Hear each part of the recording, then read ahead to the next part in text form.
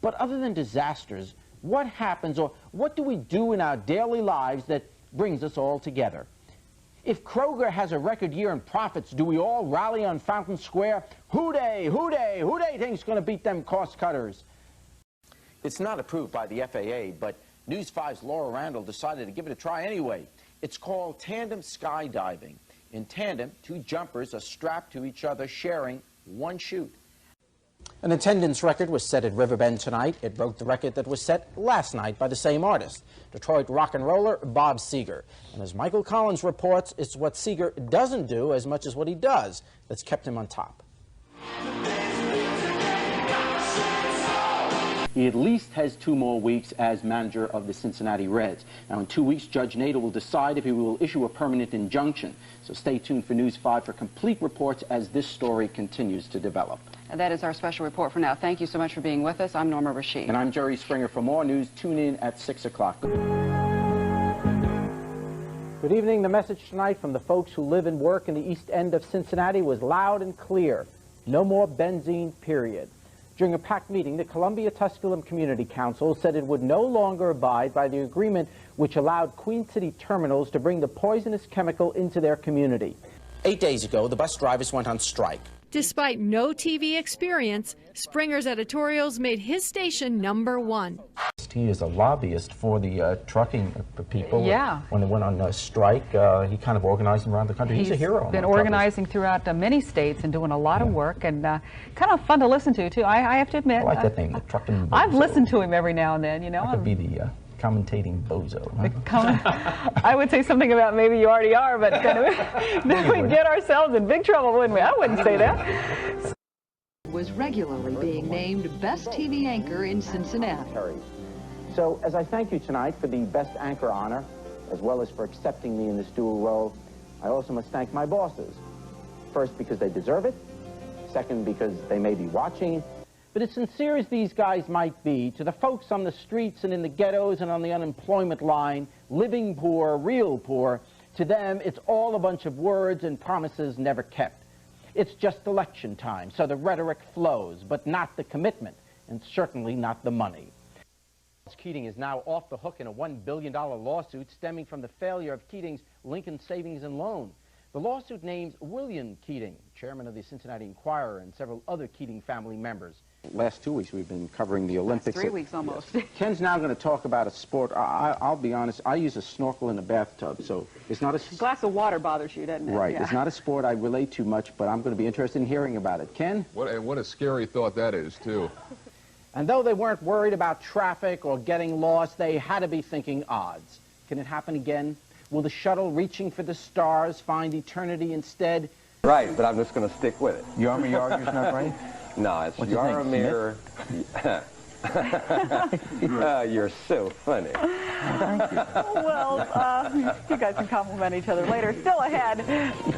They're creepy and they're kooky. Not talking about Jerry and Greg, but they're not the Addams family. These little things are actually part of a bug banquet. Good evening. It's the day after, where yesterday we learned the medical facts, the unsettling reality that the growth removed from the president's colon was indeed cancerous. Today we learned the human side of it all, the first family's reaction to the news. In northern Kentucky, there are some strange things going on, and some strange things are going on at the most popular country music bars in the area. The people at Bobby Mackey's are getting used to not only playing country music, but also telling ghost stories, as we learn in Michael Collins' world. Seems to be a great guy. Certainly want to thank him for that Channel 5 plug. Yeah, great. We'll be playing that a couple of times. Sure. We all know what impact Paul McCartney has had on shaping the music in our world. Now he's having an impact on saving the environment in the world. McCartney takes time out during his concerts to address issues like pollution, the ozone, and global warming.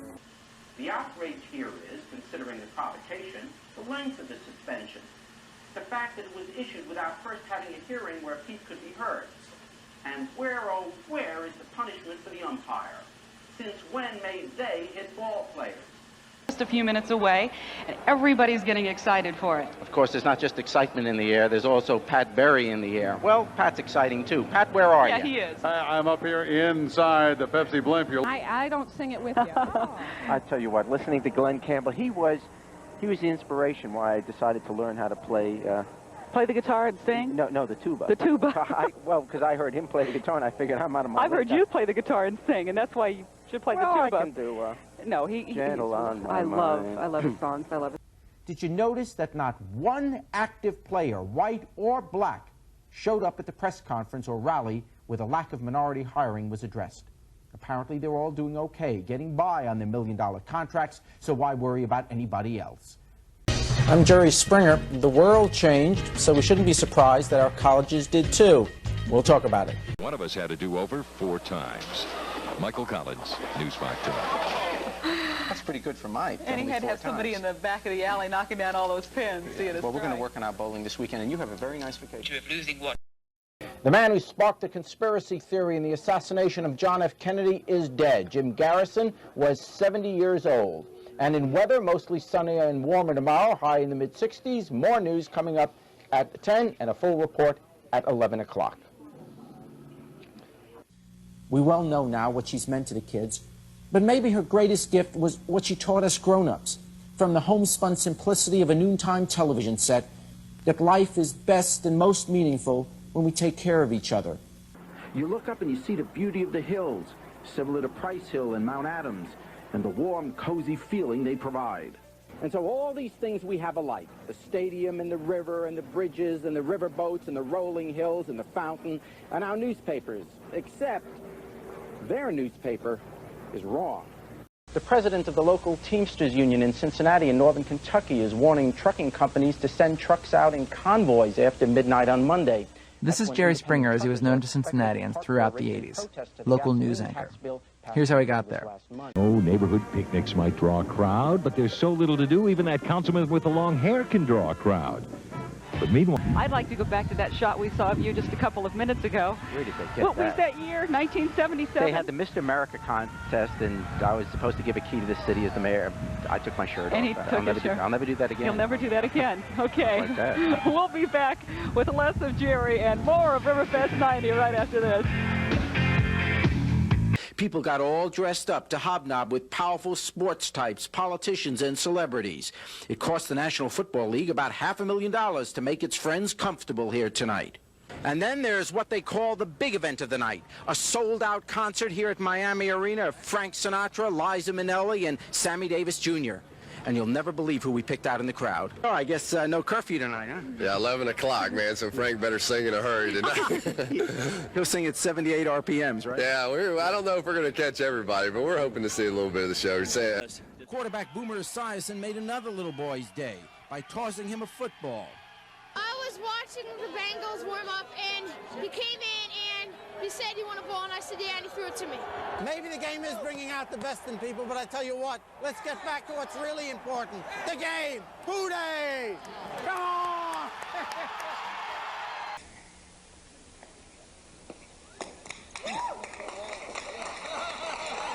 Live from Cincinnati, it's Rock Around the Block. The breaking tradition is hardly new to Jerry Springer. He does it 3 times a week with commentaries on Cincinnati's leading rock and roll radio station. I'm Jerry Springer with an alternative plan for paying for mass transit.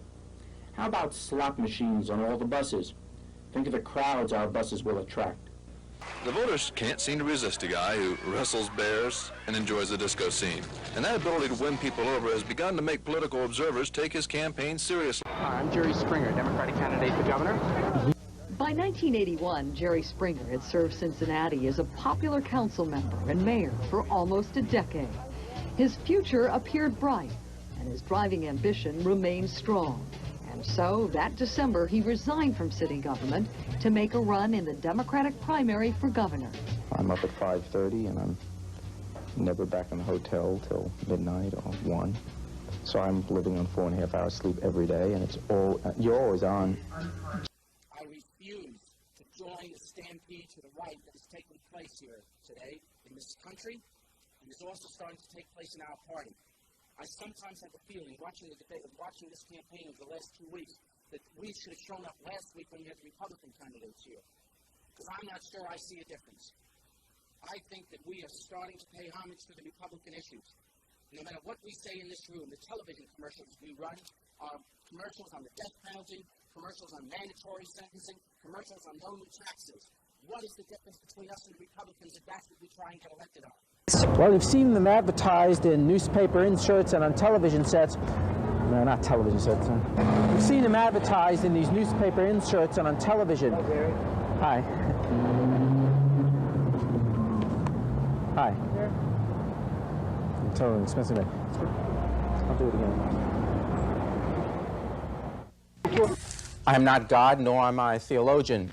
Also, it seems as if everyone has a point of view on the Commissioner of Baseball's suggestion that drug testing be for all the players as well as the owners. We'll have a report on that. And Dave Robinson takes a look at Cincinnati softball and Norma Cincinnati Vice. We'll have all the news tonight at 11. Please join us. Oops, empty tanks and a willingness to wait. And wait they did in the latest edition of the great radio station Gasoline Wars. News 5's Jeff Hirsch visited the front line. Whose turn is next? Michael Collins, News 5 on the Night Beat. Not our turn. Not our turn. You should read it. It's interesting reading. It is. Yeah, don't believe the people that just read that. I mean, well, they he just read them. lines, Yeah, and you take it out of context and. Right. Otherwise, people think we're picking on. Right, we're not. We're not. We're not. It's a very up, good book, and everybody should read it. You done? Yeah. Coming up next on News 5. I'm Jerry Springer here at the Vatican in Rome. The efforts of Cincinnatians to help the people of East Africa are being honored today by the Pope.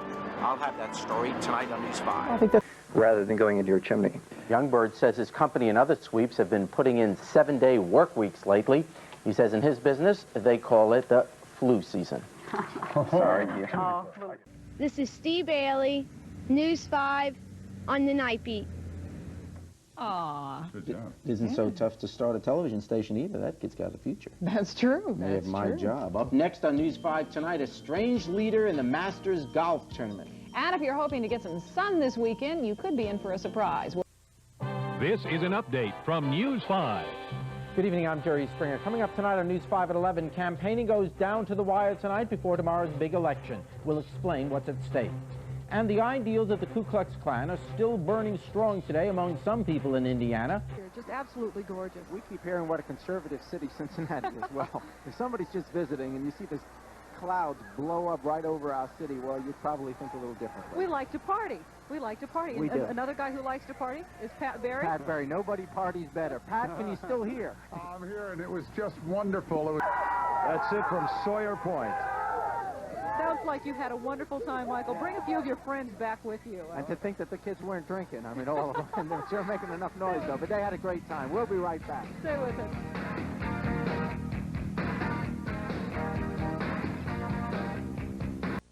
He's not here, of course, to celebrate his 50th birthday. He wouldn't have been if no one had the chance to see that. Our defiance, our youth, our naivety, and our vulnerability. What we remember most about Elvis is not the fact that he died, but we are reminded about the fact of when he was young and when he was young. Collins decided recently that he didn't like his old trench coat anymore, that he needed a new one. But the thought of just throwing away the coat bothered him. After all, it's more than a trench coat. It's a reporter's best friend. You must remember. So over the next hour, we'll explore a variety of topics that you'll find on the ballot tomorrow. During 50,000 unabashed Pete Rose fans, he did it. He became the man who broke the unbreakable record. 57 years to the day after Ty Cobb set the all-time hit record, Pete Rose got number 4,192, as he called it, the big knock. If Bart Giamatti would just say that, he'd be a national hero overnight. He'd have put the game ahead of his pride. Pete would have no excuse for not going ahead with the hearing. Both sides would be heard. The issue would be out of court. The question of Pete's betting finally settled. And once again, we could play ball. It'd be less dollars for the lawyers, but more common sense for the game. Even we become pretty defensive over the subject. So perhaps we shouldn't be too surprised at the response. The fact is, most Americans view the bombings as extreme, as an irrational response to abortion. And the fact that they do may point out why the fight to have abortion declared illegal in our country has so far failed. Like, yeah. No, it doesn't have to be roses are red, violets are blue, it's going to snow on you. No, it doesn't have to be like that, no. I like that one, though. Okay, great. Thank you, Pat. Have a great weekend. Thank you, Pat. We've now been told looks like it's going to be cold. Just ahead, a Northern Kentucky man may be up for a White House job, and in sports, nearly $1 million a year. That's the offer on the table to get the winning Super Bowl coach to change teams. Tonight at 11. Also tonight, what's the best-selling beer in the country? You might be surprised. And the Queen City welcomes a rock and roll star that's beginning to shine in other areas, too. Some sunshine by tomorrow afternoon. Norma, Jerry? That's good news. Yeah. That's all the time we have to be with you. Thank you for being with us. We'll be back tonight at 11. Until then, take care of yourself and each other. Good night. Good night.